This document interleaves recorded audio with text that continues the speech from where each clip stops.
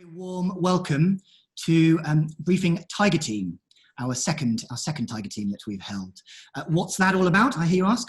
It's an idea that inspired by a model that was designed by NASA, no less, that brings together people who don't usually work together with different skill backgrounds from different centres in the case of NASA, to tackle a particular problem that really rapidly needs solving. Most famously, that was used when to bring the Apollo 13 astronauts safely back down to Earth. Our version is, of course, bringing legal business leaders together of different departments from different firms to discuss solutions to management or strategic challenges that are put forward by you, our audience and readers. We're running sessions over the course of the summer, focusing specifically on finance. That's one we've already held, and you can see on our website. Risk, marketing and business development. And today's Tiger Team is a firm-wide focus. So what are the biggest business management challenges that your peers are seeing today, regardless of their management roles? So a big thank you to our Tigers this morning, who are Brian Dunlop, who is the Global Director of Strategic Pricing at White & Case, Karen Jacks, who's the Chief Technology Officer of Bird & Bird, Sid Wellham, who is the Chief Operating Officer of HFW. We're trying to welcome somebody who's trying to join us at the moment as well, is Sarah Ball, who is the Director of Group and Business Legal Services Operations at Irwin Mitchell. I hope we'll be seeing her soon. And our apologies are sent by Katie DeBoard, Global Chief Innovation Officer at Brian Cave Leighton Paisner, who is unfortunately feeling unwell this morning. We also have our partner, Pinnacle, represented, and that is Tony Pullman, who is the Head of Business Transformation and Chief Operations Officer at Pinnacle. So my thanks to all of the guests. And as I said at the very beginning there, we asked readers of Briefing for their top management challenges. And the three that came out top out of a list of 10 were managing people working remotely, there's probably no surprises there. Improving the client experience. So it'd be interesting to know whether that's sort of something that's particularly come to the top because of our current situation, or whether that was something that firms thought they needed to do anyway. But also developing people remotely as well. So those were the top three. And those are the three that we'll probably look at in most detail over the course of the hour. We did talk quite a lot about making a success of remote working last time, so I really want to look at the future of change now. So that was sort of a change that firms had to make quite quickly. Lots of people have said that this was a burning platform, potentially moment. So to what extent now are firms wanting to embed that change mindset? And do they perhaps need to change in other ways in order to, whatever the strategic future looks like now, to progress as they want to? So that's the sort of area that we're going to be trying to get into. So first of all, I'm interested in, having adjusted to this remote working world for the last 3 and a bit months, 4 months actually now almost. To what extent has that put much pressure on sort of traditional people development channels, touch points, ways of working? And I'll start, if I may, with you, Karen, and you could take that from either the IT perspective or your perspective as a leader of a team yourself. Have you had to change the way that you look at how you manage people? Yes. Morning, everyone. I think I'm probably the same as many of my colleagues on this group, where we're an international firm anyway, so we've always had the challenge of managing remote teams. I think the difference here is that all of a sudden everybody is remote from everyone else. So I think, you know, we've been very careful about making sure that we meet a lot more regularly to replace that, you know, the ad hoc meetings and that you have in the office. One specific piece that I found quite challenging is this also is all right in the time that we're also trying to do performance reviews, which is a very important part of our team's development. And we kind of put them off because they were being done exactly at the time of going into lockdown, and that was not a priority for anyone, but we've now brought them back as a priority. So I've been doing these with the team, and I found them really quite hard work this year. I think I find that they've just been taking longer. I think we've had a tendency to drift the conversation. I think we've tended to focus too much on the crisis and how we've had to react to that rather than the year as a whole with the team. So I've had to sort of work quite hard at keeping that on track and finding that they're taking, as I said, twice as long to do. And you've got the practical thing of it's just not the same as being in the room with someone, even if you're doing this on video. So that has been strange. I think for both the appraiser and the appraisee.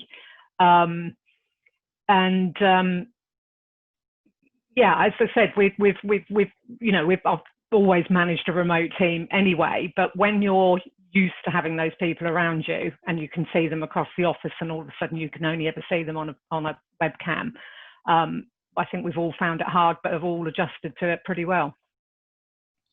On the point about the performance reviews and appraisals, with your sort of technology hat on, is that something that technology could potentially solve, or do you think that there is ultimately no replacement for that FaceTime in order to be able to do it as efficiently, as effectively as possible?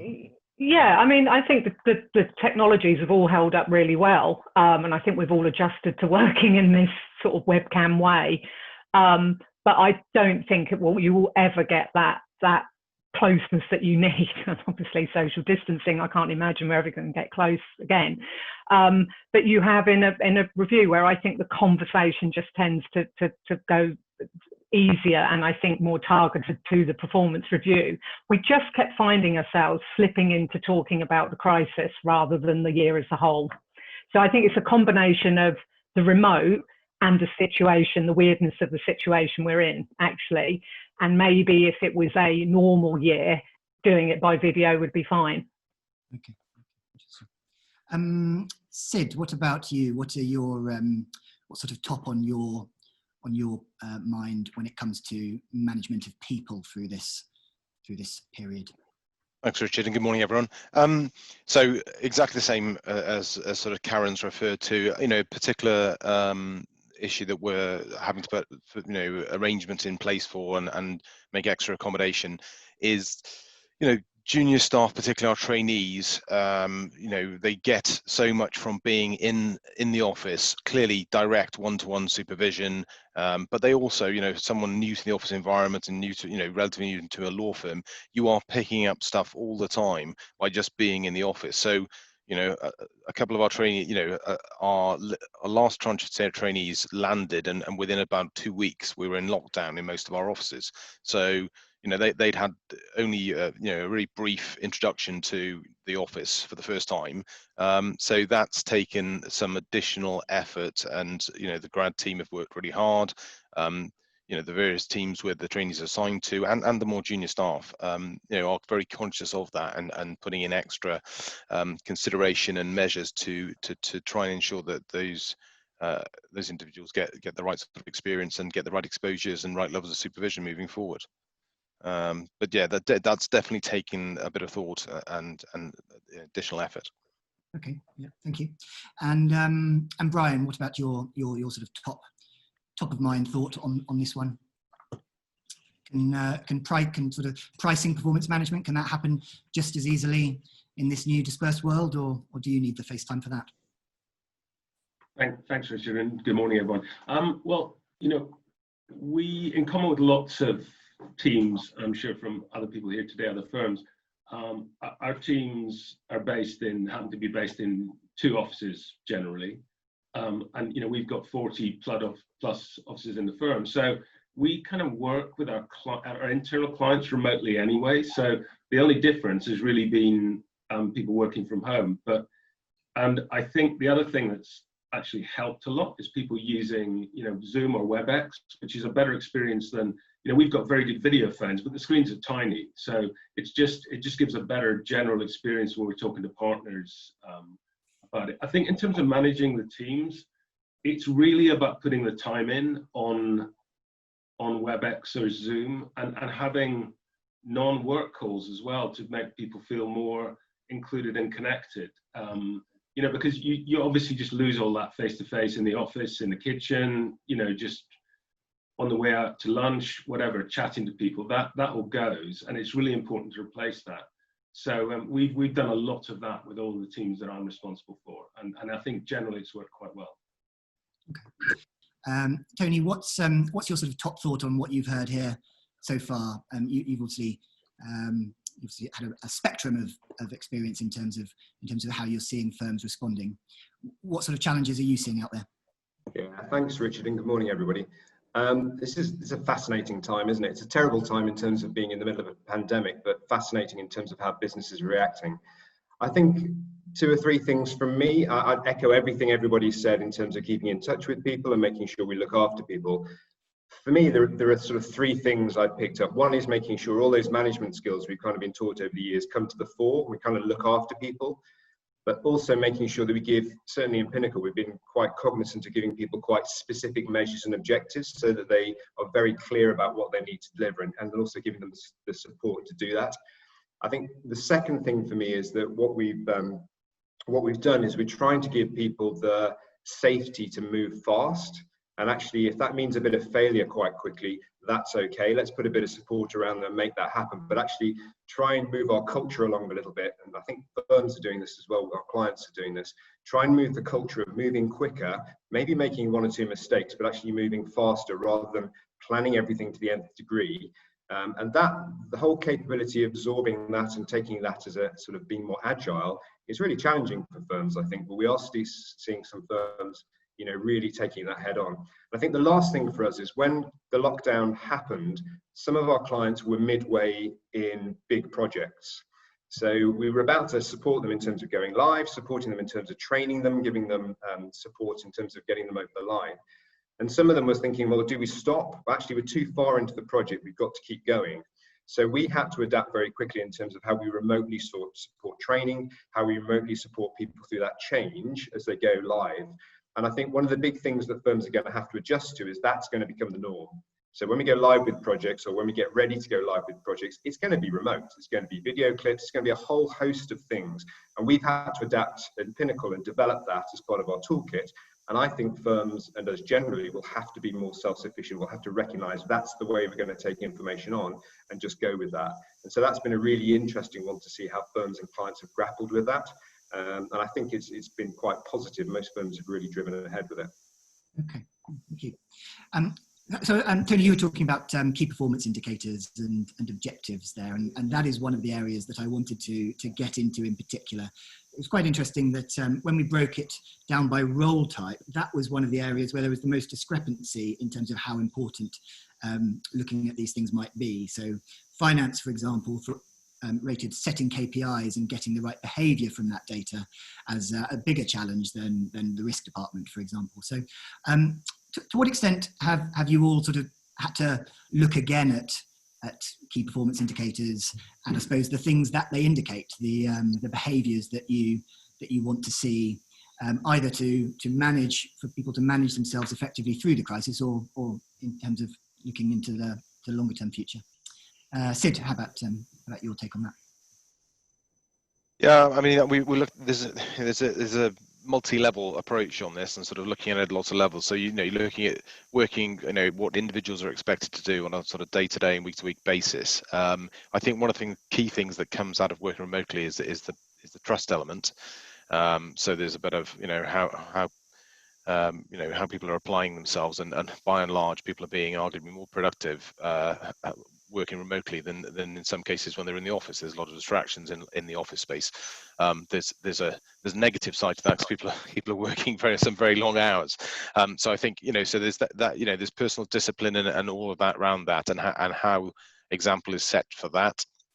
I think there's been a real sort of clamour for more, I'd say, I pause to say data, but more information to run the business. So I think there's been a focus on what we're looking at, what KPIs and what we need to understand.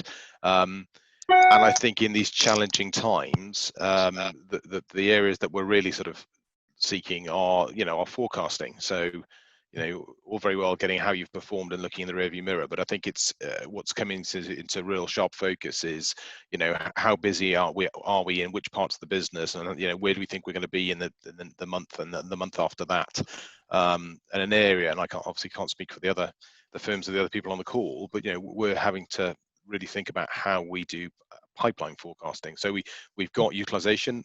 For us, if COVID could be considered as a good thing in the sense of getting stuff moving, we rapidly rolled out resource management. Obviously, part of that is getting our lawyers to try and forecast forward, which isn't something that's necessarily been done too much in the past.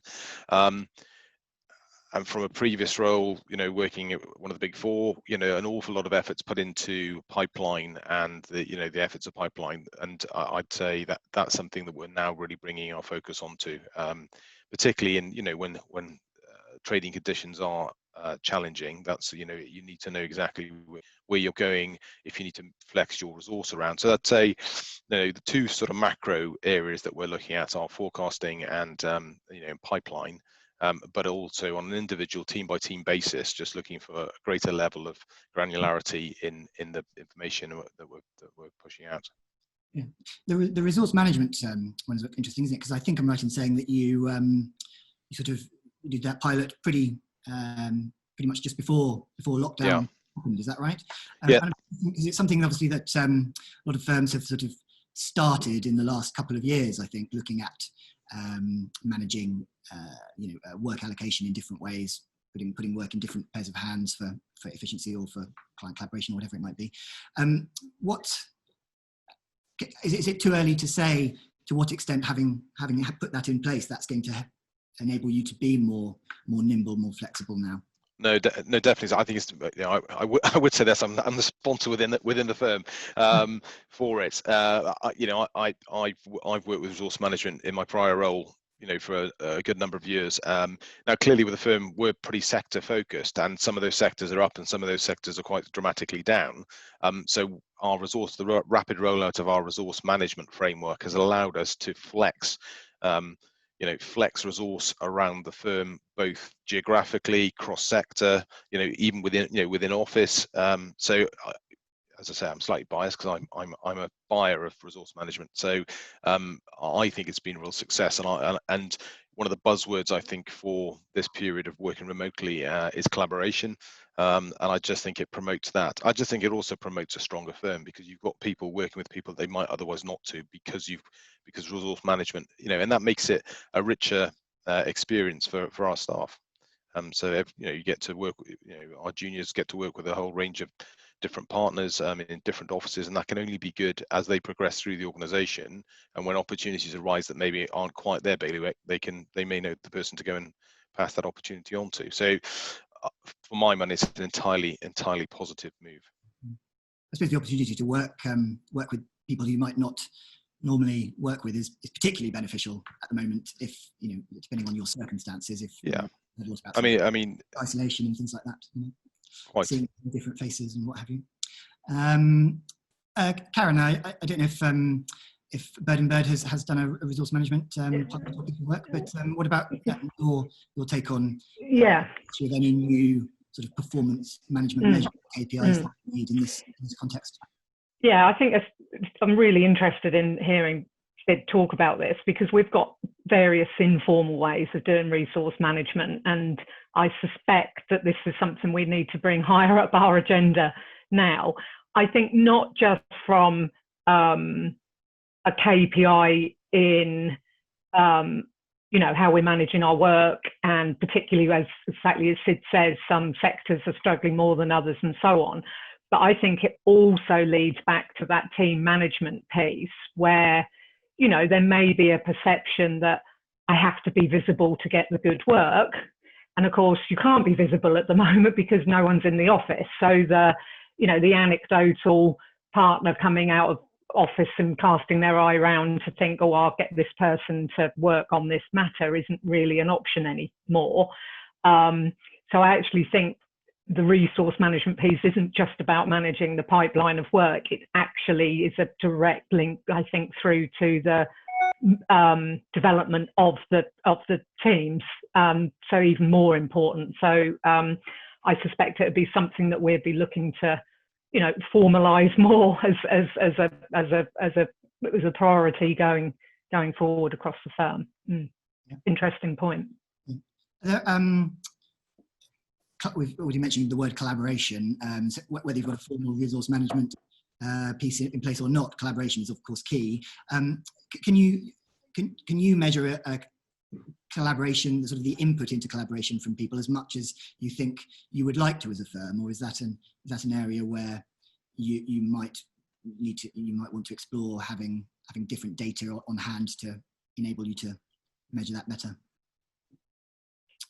I mean, in terms of us, by collaboration, I'd also interpret that as business development, developing your clients and your practice. This is something that we look at carefully already, with, as part of development of our associates and partners. It's not just about their utilisation and their billing and their WIP and so on. It is also where they can demonstrate where they are developing business and developing leads and so on. And we do actually have technology in place to help with that, in managing their objectives and being able to input in quite a collaborative way how they are managing those and their practice groups. So as I said, I see that collaboration piece already mopped up slightly by business development. Okay. And Brian, what about in pricing? Is it the same sort of performance indicators, performance management as you would have done previously, or is there anything that you're looking at doing differently? No, we're pretty much using the same KPIs. There's a lot of more sharper focus on some of them, as probably as Sid mentioned. We had a real focus on getting our lawyers to close their time quicker, because we were very keen to understand how busy people were much quicker. I think in common with many firms, time recording is not good in legal. And that was a real success. We halved the number of days it was taking to close our time within literally about a week.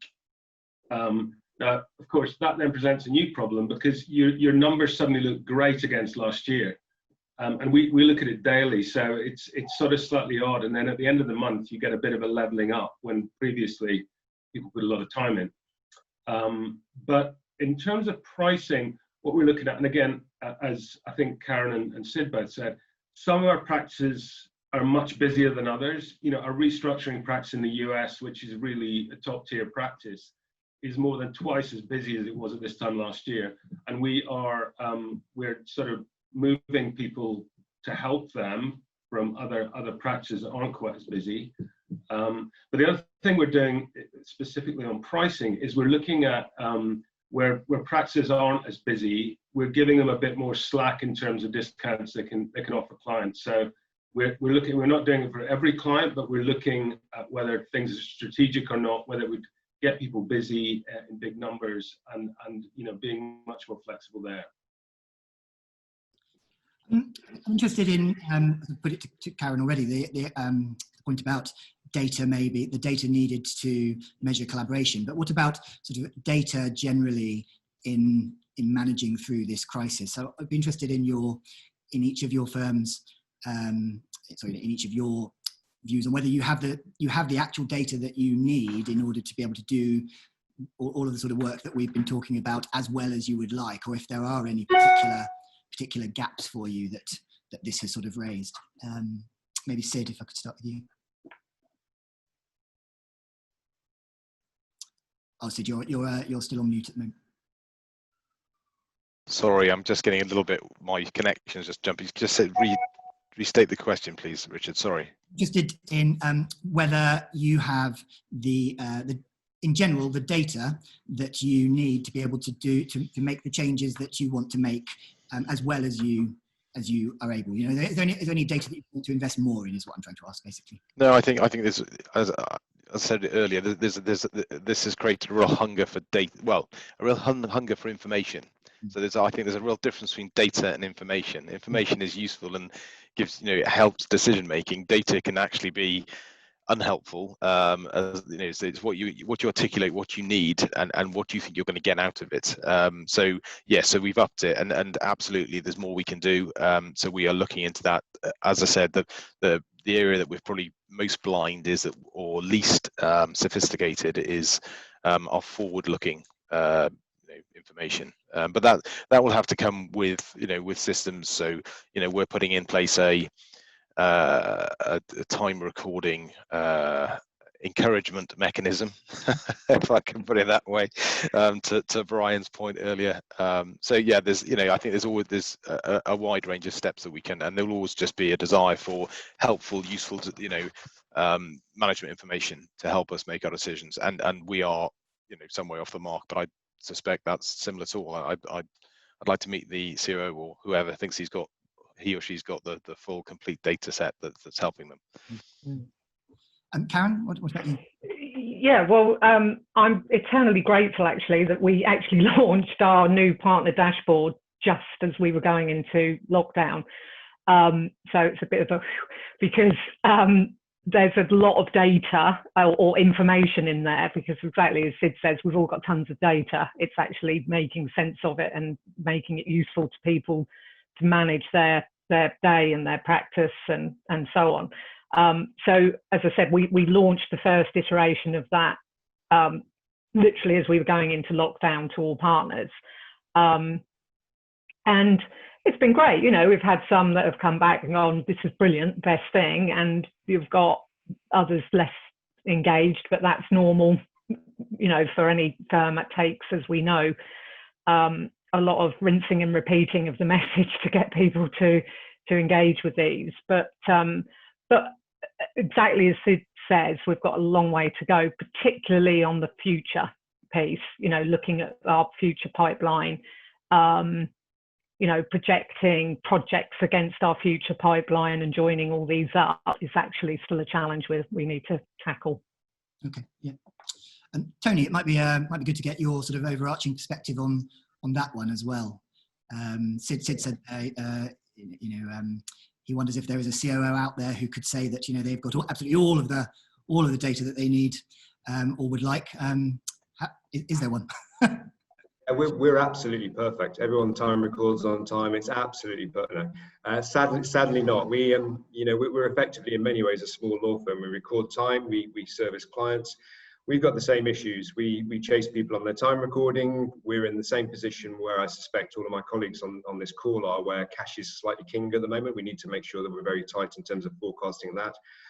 Just reiterating what Sid said, for us, it's about pipeline and forecasting, and that's a challenge for us, and we've had to become more rigorous in that area. We haven't got it right yet, by far, but for us, it's absolutely crucial.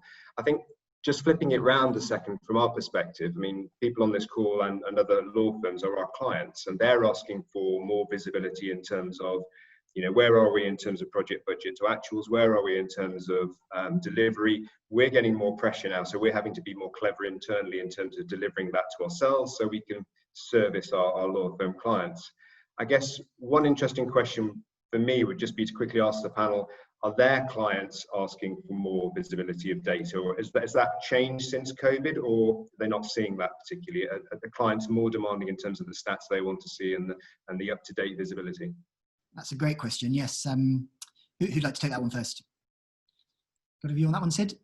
Oh, Brian, I think. Yeah, I think that's absolutely correct. And I think it centres, you know, clearly it's going to, in challenging times, going to centre around spend. So clients and in-house teams, you know, are looking for a bit more certainty, and there's obviously challenged the levels of spend. So, you know, you can't, well, you can go wading in and cutting as and will, but clearly, you know, you would wish to do that with, you know, with a balanced view as to where you can take cost out of your spend.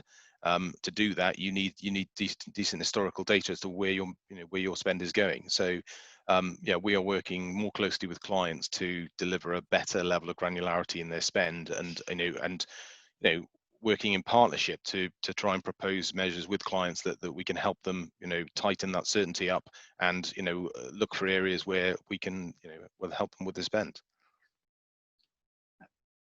Brian, are you finding clients asking for more information from you, or more insight?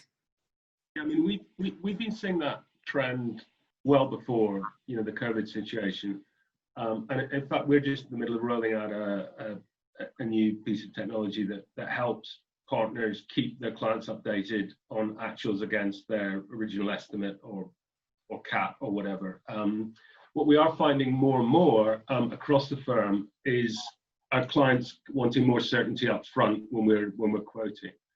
So, and that's been the case in EMEA for a long time. And a lot of our practices do everything on a capped basis, pretty much. In the US, it's been slightly different.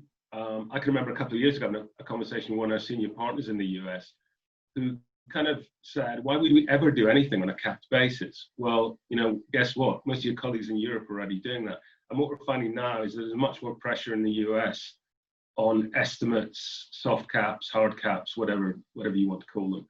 And I think where partners need to be really careful is where an estimate in the mind of the client becomes a cap. And that's where communication and keeping them updated is really key. Yeah, I think it's the certainty that our clients want. I think it's the same certainty that we want as buying in technology. If I was going to be embarking on a technology procurement now, I absolutely need to know where we are, probably more than we did pre-COVID, because exactly as my colleagues have said here, the cash is kind of king at the moment. It's so uncertain, it's so volatile, the whole economy space, that we all need to be preparing and thinking about that in everything we do, both in work with clients and what we're spending in our cost base. So I don't think I've seen a big rise from clients other than what they've always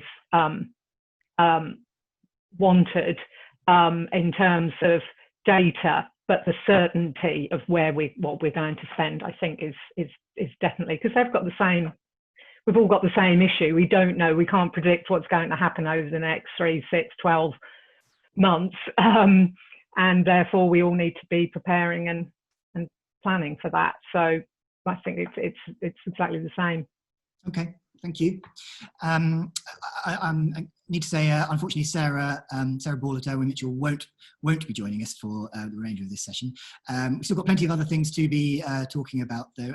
But it may give us some time to take some of your own questions as well, if you want to ask them in the chat bar here. Please do so, and we'll try to address a few of them. For example, we have one from Paul Brown. I'm going to put this one to the panel. Do any of you have thoughts on the challenge of merging and post-merger integration while in partial lockdown? I don't know if any of you are going through that at the moment in any of your offices, but no. so perhaps nothing to add on that one. No, I mean we don't have anything going on at the moment, thankfully, because I think that would have been even more complex than it always is, because our whole merger strategy over the years has been, we will operate in a single way. Everyone uses the same technology, the same processes and so on. So there's a huge amount of work pre-merger to make that happen, but longer term, you obviously reap the benefits of that and having single platforms. But thankfully we don't. But in terms of projects, we've had to really rethink how we deliver things. And, very early on in this, when I started conversations with my team on, forget you flying out there to do all that stuff, you're going to have to do all this remotely. We can't not continue. And they were all, because you're completely breaking that model of you get on the plane, you go, you fix it, you come back. But we've had to adjust because you've got to. We can't all stand still for the however many months that there will be no travel. You know, us as a firm, there is no travel at least until next year. So we've just got to adjust. Yeah, I think challenging. Sorry, Tony. No, go for it, Sid, sorry. You know, I think challenging. We didn't have any sort of acquisition or mergers in train, really, but what we have done is we've moved a number of our offices during this period, and so, you know, it's the closest I suspect we can get to the question that's been posed. And, you know, normally we would throw some of the IT team out there and they'd get out there and do the fit and what have you. You know, that's not happened. So we have had to do it remotely. People have had to be creative. We've relied on local contractors more than we might otherwise do. But, you know, like throughout this whole period, it's been very pleasing to see how resourceful, resilient, agile, flexible, creative people have been. And, you know, they've got the job done in not much, you know, the time frames have been about the same as they would otherwise be. So, you know, I think it's proven to us, certainly in our firm, but I get the sense from lots of other firms and the other CEOs I speak to, that, you know, what this challenge has demonstrated is actually we're more agile, we are more resilient and more resourceful than arguably gave ourselves credit for. I came into the sector less than 12 months ago, and the sector seems to love to beat itself up about, oh, we're behind the banks, we're behind the consultancies. Actually, I think the sector's done really pretty well comparative to some other sectors. I think, you know, there's some complete disaster stories out there. So it's that agility, that resilience, and that in the collaboration of working together. So, you know, I've seen the period, you know, obviously the backdrop of the whole challenge is terrible, but you know, what it's meant is I've seen people working more closely together, being resourceful, and, you know, that sense of collaboration. Yeah, I just echoed that, Sid, exactly your thought. You know, old law firms, or they're very, you know, dinosaur and not ready to be agile and don't accept change. And I think law firms have massively put that rumor to bed with this, because, you know, our whole model is, you know, everyone in the office, everyone's got their own desk. I know not across all firms, but generally. And we've completely turned that on its head, where everyone is no longer in the office and probably never will be again. You know, whatever the new normal will be, we just don't know at the moment. But my gut feel is that our operating model will change, because I think there will be a desire both from our firms to change, to be more modern. We've shown we can do it. And from our employees who have, you know, maybe thinking, do I want to get back to getting on a train 5 days a week and sitting at a desk when actually I'm working very effectively from home. So our whole model of that, you've got your own desk, you come into the office every day, is we will have to change that, I think, and maybe change some of our tech accordingly. Tony, I'd be interested in your perspective on those two things. So one, you know, law firms can manage change a lot better, we've heard here, than people have said that they could, maybe, in the past. And also then the question from our listener about integration in sort of merger situations, maybe, that you're seeing out there. Yeah, I think on the change piece, that, you know, COVID, as awful as it is, everyone's been saying it has given us that burning platform for change. It's taken away all that resistance, so people have had to get on with it. And I think one of the things in my mind when I'm working with clients is, how do you, once COVID is finished and things get back to whatever they get back to, how do you continue to create that burning platform for change and keep that momentum and allow people to continue that agility? And I think part of that will come naturally, but I think firms will have to embed that into their culture, their way of working. And I think that has to be something firms will be thinking about, training their people on this, making sure that momentum's kept. So I think that for me is crucial. So I think every firm needs to think about, how do we continue that momentum? The second thing on mergers is really interesting. We get involved in supporting a lot of clients on mergers. It tends to be around, if, for example, there's a merger and there's a conversion of data, for example, into a practice management system, or reviewing processes and approaches in terms of delivering systems, we get quite heavily involved. And I think the person was asking the question, any thoughts on how that can be, you know, successful? What we found is that clients have really got their act together in terms of automation of process, well-defined process, so that when you move into a merger, you're really clear how that's going to work, and you've got as much automated as possible. It's a bit of a no-brainer, so forgive me for stating the obvious, but that becomes a smoother process because it's defined, it's automated, the ambiguity is taken away in terms of how things are going to run. That becomes quite a successful engine, if you like, for that sort of, be it an acquisition, be it a merger, whatever that is. It becomes a really good foundation then to work on. And I think a lot of the other things we've talked about in terms of keeping people together, that's all very relevant around sort of merger, post-merger.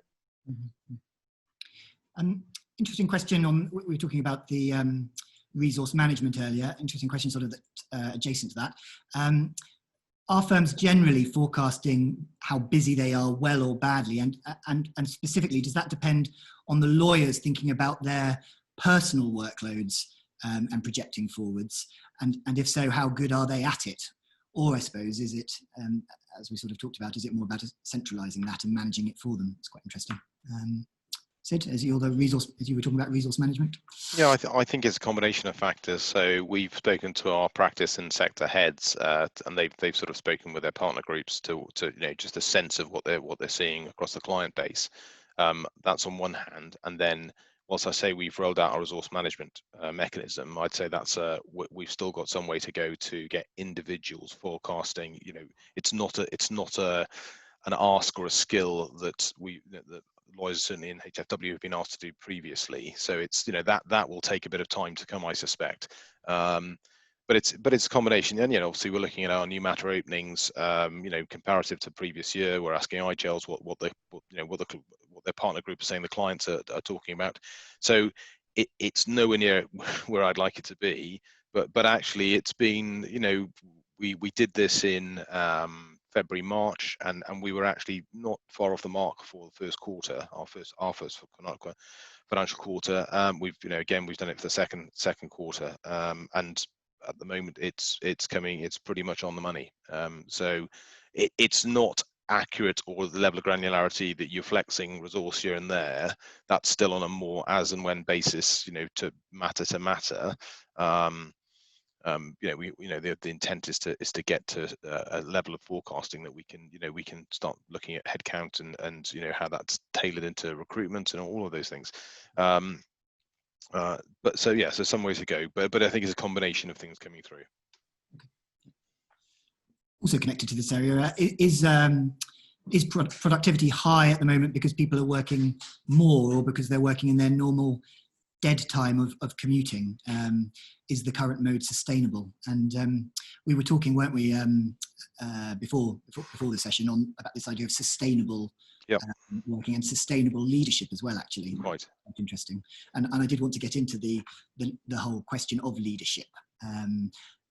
How have you all had to adapt your sort of leadership strategies or leadership styles as opposed to sort of the processes, if you have had to?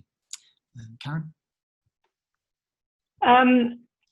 So from my perspective with the team, I think in those first couple of months, I kind of felt we were in a wind tunnel and the wind was continually trying to knock us down. It was relentless in the hours and the amount of work and adjustment we're having to do, because obviously we're the technology team. We're trying to get 2,500 people working well remotely, plus dealing with our own stuff.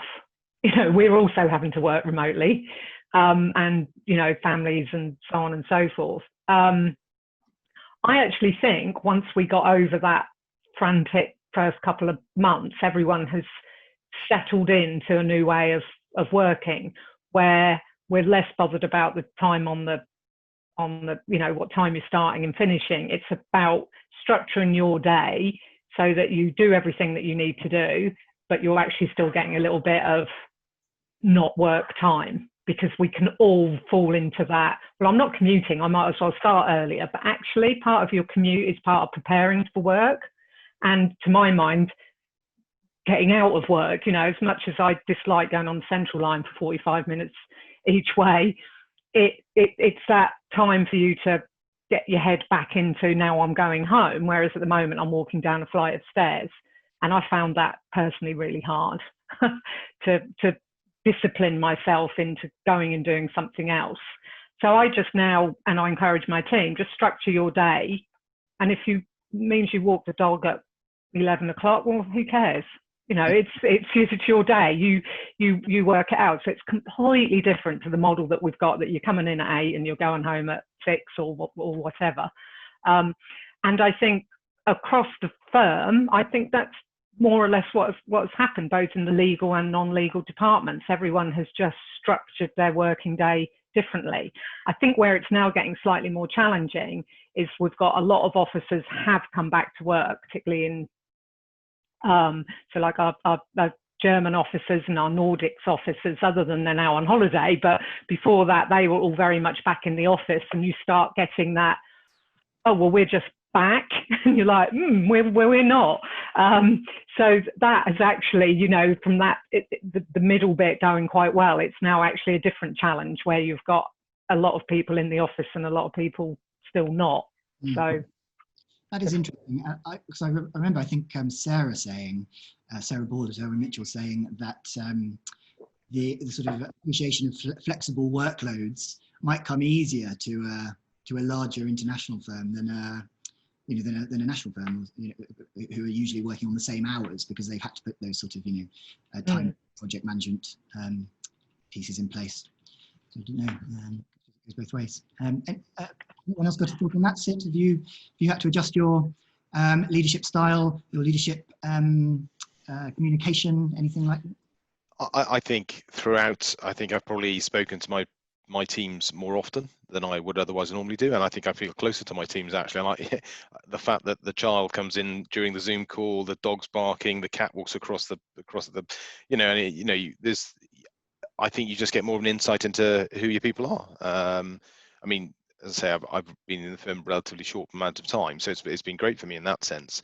I think the point around sustainable leadership is important. I mean, it has been super busy because we've been trying to deal with BAU, but then whatever COVID's thrown on top of that, and all the considerations about when you open an office, when you don't open an office, and across an international network, that's which is at various levels of COVID lockdown or return. That adds quite a weight on top of the normal working. I think when you're speaking to people remotely, your EQ antenna has to be at a sort of higher level of listening than it might otherwise be, because I sometimes think it's easy for someone to fade in the background, but that's no different to the sort of introverts, extroverts in your team, and you need to try and listen to everyone. I think the discipline point is important, particularly most colleagues on the call, on the panel here today, are all international firms, so it's very easy. And I think the discipline around is there's an expectation that you're at the end of your laptop the whole time. So there's a personal discipline about going, oh, I've probably got some emails from Asia or Australia the moment you wake up in the morning, and then you're getting US and South American emails as you're trying to get off.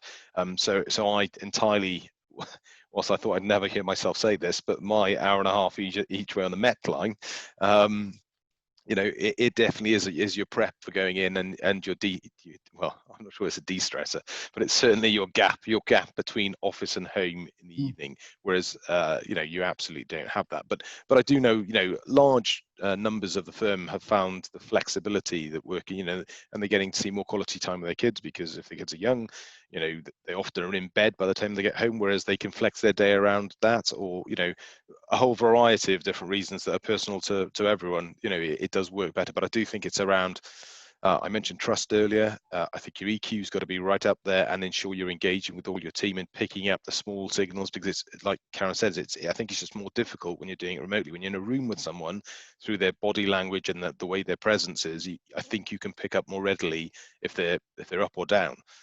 So I think you've just got to be on a slightly higher footing on the EQ front. Discipline, and then sustainability. On the sort of self-discipline point, do you feel a responsibility though to sort of show that that your day is not that you are making some time for yourself, that your day is not sort of bleeding too much into the rest of life, as it were, in the way that you mentioned, such that other people don't feel obliged to sort of. Yep, keep my team updated on my press up numbers.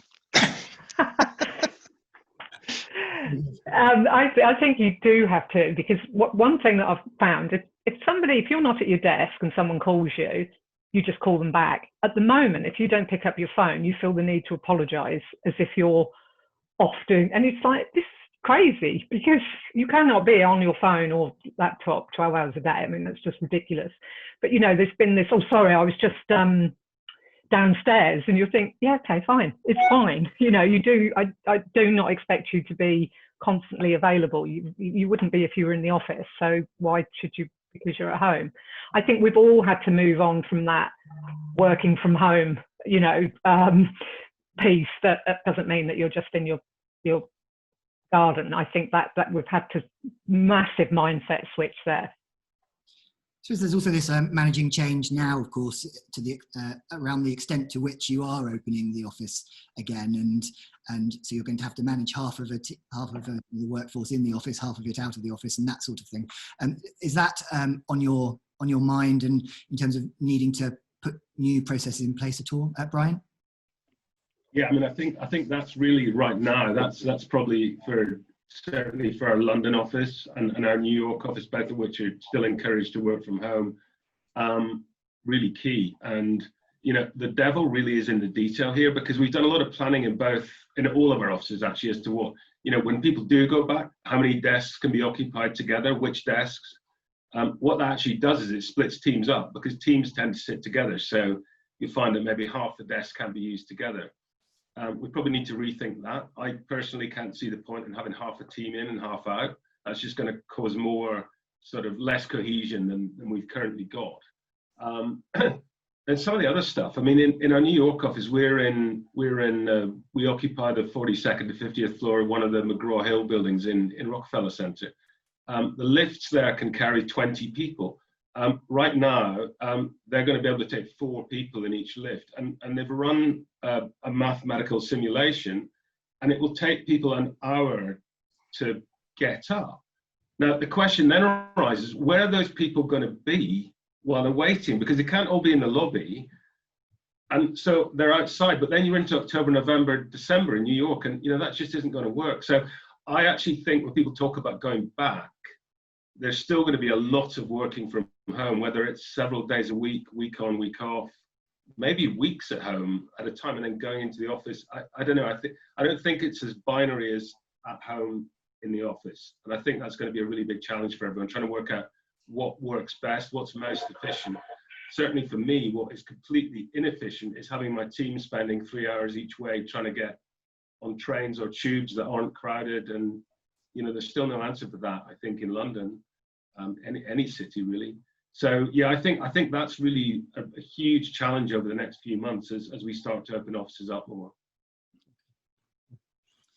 I want to squeeze one question in on innovation, because one of our tigers who unfortunately couldn't join us, Katie DeBoard, was Global Chief Innovation Officer at Brian Cave, Leighton Paisner, and somebody right at the beginning mentioned the idea of this freedom to fail that people talk about with innovation. And I was really interested, or have been for a while, as to whether you still have the same appetite for that in the current climate, where there is all of this pressure, there is all of this uncertainty. Presumably you have had to reprioritize things. Is there still the brain space and just the time, I suppose, to innovate as you did before? Karen, maybe that's one for you. Yeah, I think it's made us a lot less cautious in this. And even though I think the first couple of months people were very focused on sorting them out, there's a huge appetite. We've just started 2 proof of concepts on new products that initially we'd have gone, and we'd probably really debated them and consulted and faffed a bit, whereas we've just said, let's just crack on. You know, they want to, so let's just have a go. So I actually think, because people have had to change, you know, they've had to face something that they've never had to face before. It's just made people slightly more, yeah, let's give it a go. So I actually think this is the time to start introducing new things and thinking differently. Do you having to set aside time to allow people to do that as well? We haven't at the minute. Well, we could use that commute time that they're not. Yeah. Sid? Yeah, I think the current climate and training conditions, what have you, are driving it. So we've been resourceful, we've been creative. I'd balance off the so you've got the need for certainty of spend, and to Karen's point earlier, any technology projects are all, the governance and the certainty around them are being tightened up because we do. So, a classic, innovation process of fast failing and, not being afraid to fail is balanced off with how much you're pumping into that and how much you're investing. So when you are going for it, the projects need to be tight, the governance needs to be, the spend governance needs to be pretty tight around that. So I think there absolutely is desire, there absolutely is the creativity, and it's been fantastic seeing what firms across the sector have been doing over the last 4 months. But I do think there is, they will have to be well managed projects to make sure this, costs don't run away. Good point. In the closing minute, one final question: which one problem is each of you most pleased with solving, or most proud of solving in the last 3 months? Let's say in a sentence or two. Brian, what about you? I think, and this might sound slightly odd, but I think all the teams I work with, work for me, have become far more cohesive because it's been a great leveler. Everyone's in their own room, in their own box on a WebEx or a Zoom call. You don't have these sort of 2 separate meetings going on. So that's been really, I think team cohesion has improved enormously. Okay, thank you. Karen, you have something to say? Yeah, that we've got people to use the technology that we've had forever properly, and not, and in simplest terms, using web conferencing and video. I mean, we've had it for years and everyone's like, now everyone's sharing and videoing and, we're doing so much on it. So I consider that a massive win. That's definitely helped you in your Sid?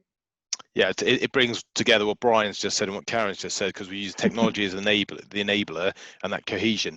For me, it's collaboration. We're collaborating at so many different levels, internally, with our clients, with partners, on so many different things that, it's a step change in that. So there's more referring going on.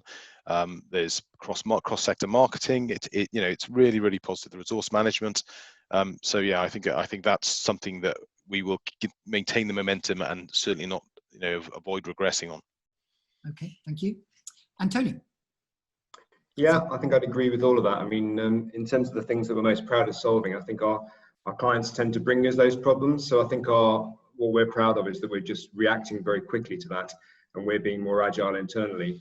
Just going back to your last question, when you asked about innovation, that for me links back into leadership. I think leaders are going to have to be more innovative if they're going to survive. So I think all of these themes that we're talking about almost all tie together. So the ability to change, lead, be innovative, all of that comes together quite nicely. And I think we're seeing that more and more, which is really good. Excellent. Well, thank you very much, everybody. We're out of time now. And thank you for listening. We'll be holding two more Tiger Team sessions in the coming months. So I'd like to say thank you very much to Sid Wellham, HFW, to Brian Dunlop from Whiter Case, Karen Jacks, Ben Bird, Tony Pullman from our partner putting these together, Pinnacle, and of course to Sarah Ball and Katie DeBoard, who unfortunately couldn't join us, but gave us lots to think about in our preliminary session. And thank you all for listening, and I'll see you again. Take care. Bye-bye. Bye, everyone. Thanks all. Bye-bye.